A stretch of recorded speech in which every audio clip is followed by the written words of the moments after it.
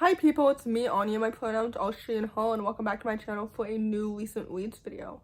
I have read 11 books so far, and today is May 9th, which is not as much as I was really expecting to read, but it's still a great solid start. So anyway, without any further ado, the first book on this list is called The Merciful Crow. This story is a YA fantasy following a young chieftain from a low caste, of undertakers. Basically, the world building has a hierarchical caste system in it, if that makes any sense, and the caste that she's from is the bottom of the barrel. But anyway, she strikes a bargain with the crown prince, who, you guessed it, is from the highest of all high castes, to preserve a future for her clan. Now, I don't know if any of that made any sense, but basically, this book is absolutely so fantastic and so good. This author also wrote the Little Thieves trilogy, so naturally I've been wanting to read this duology forever, ever since I fell in love with that world. And this world is absolutely so fantastic and it's so good. First of all, the characters are so well developed and so distinct. The world building is amazing and it's so fantastic and it's so immersive. The stakes not only make so much sense, but they're so epic and so well done. The romance is so cute and so well done. If I'm not mistaken, her love interest is pansexual, if I'm not mistaken. So the world building is definitely queer normative. As you all know, I love to see it. This book is so good and I really enjoyed it. The plot is so engaging and it's so well done. So anyway, with all that said, I rated this book 4 out of 5 stars. I would definitely highly recommend it. So naturally, after reading The Merciful Crow and really enjoying it, I wanted to read the sequel immediately, so I did. And the sequel is called The Faithless Hawk. This story is absolutely so fantastic and it's so good. I really enjoyed how the author amplified the stakes and made me care more about these characters in the world and everything that has happened more than I already did in the first book. Like I mentioned, the characters are so well developed and so distinct. The romance is so cute and it's so well paced and it's so well done. I never felt like the author was dragging it out or anything like that, which happens sometimes whenever I'm reading a sequel, because technically I do always know, not always, but sometimes I can predict the ending. So sometimes it feels like the author is dragging it out. But within this story, I never felt like that, because there were still elements of the plot that I didn't quite predict, if that makes any sense. Anyway, I love the friendships, I love the romance, the world building is so fantastic, and it's so immersive. I love the hierarchical systems that she created in book 1, and how, what happens next to that in book 2, if that makes any sense without spoiling it. This book is so good, this duology is so underrated, and it deserves so much more hype. So anyway, with all that said, I rated this book 4 out of 5 stars, and I would definitely highly recommend it. The next book on this list is called Sunhead. This story is a YA contemporary graphic novel that follows a sapphic main character who makes a new friend over a new common interest, their favorite book.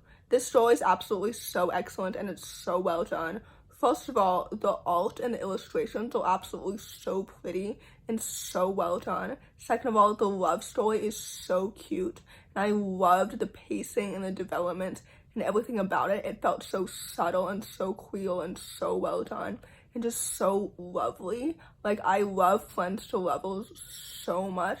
Also, I loved the experience of reading about two new friends bonding over a shared common interest, because I know how relatable that is, if that makes any sense. The characters are so well developed and so distinct. The plot was so engaging and so well done. This book is absolutely so fantastic and it deserves so much more hype. So anyway, with all that said, I would definitely highly recommend it, because I rated it 4 out of 5 stars because I really enjoyed it. The next book on this list is called The Secret Library. This story is a middle-grade portal fantasy that follows a young main character who finds a secret library tied to family history. This story is absolutely so excellent and it's so well done. First of all, the world building is so magical and it's so immersive that I truly really enjoyed it so much. I loved all the different adventures that the main character went on. I loved the family element to it. The plot is so engaging and it's so intriguing. I was sucked into the story from the beginning to the end. All the characters are so awesome and so well developed, and they feel like real people. I love this book so much, and it means so much to me because it's so magical and it's so wonderful. Like the same feeling that I had when I was reading like Nevermore and other middle grade fantasies like that reminded me of the feeling that I felt when I was reading this book. I don't know if that makes any sense, and I'm trying to stop saying that in my videos, but I digress. The point is, this book is absolutely so good, and it's so fantastic, and it's so magical, and it's so immersive that I would definitely highly, highly recommend it because I rated it 4 out of 5 stars because I really, really enjoyed it. The next book on this list is called Linus and Etta Could Use a Win. This story is a middle grade contemporary following a hot-headed, cynical main character who befriends the new kid, the shy trans kid, and tries to get him to run for student council president. This book was good and I enjoyed it, but I definitely didn't love it that much because overall, like, I felt like this book was too short. And because of that, like, both main characters felt underdeveloped. The third act breakup, for lack of a better term, kind of felt too convenient. And it kind of felt like it came out of nowhere because I wish that had happened earlier, but then like the pacing might have felt off in general, but like the whole book just should have been longer in general. Does that make any sense? I don't know. Basically, I did enjoy the queer representation.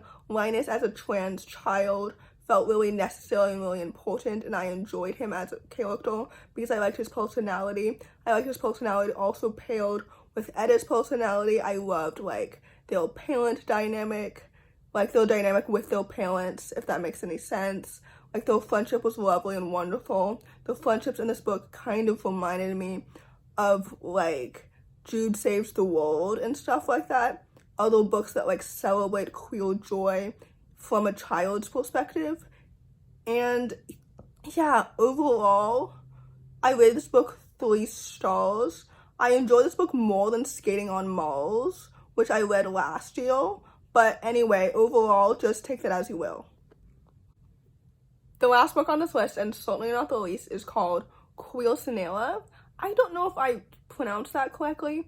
It's supposed to be like Quinceañera, except that he's queer, because this book is a YA contemporary following a Mexican gay main character who's fake dating his childhood crush, who's also his date to his coming out party. But his coming out party is modeled like a quinceañera, if I'm not mistaken.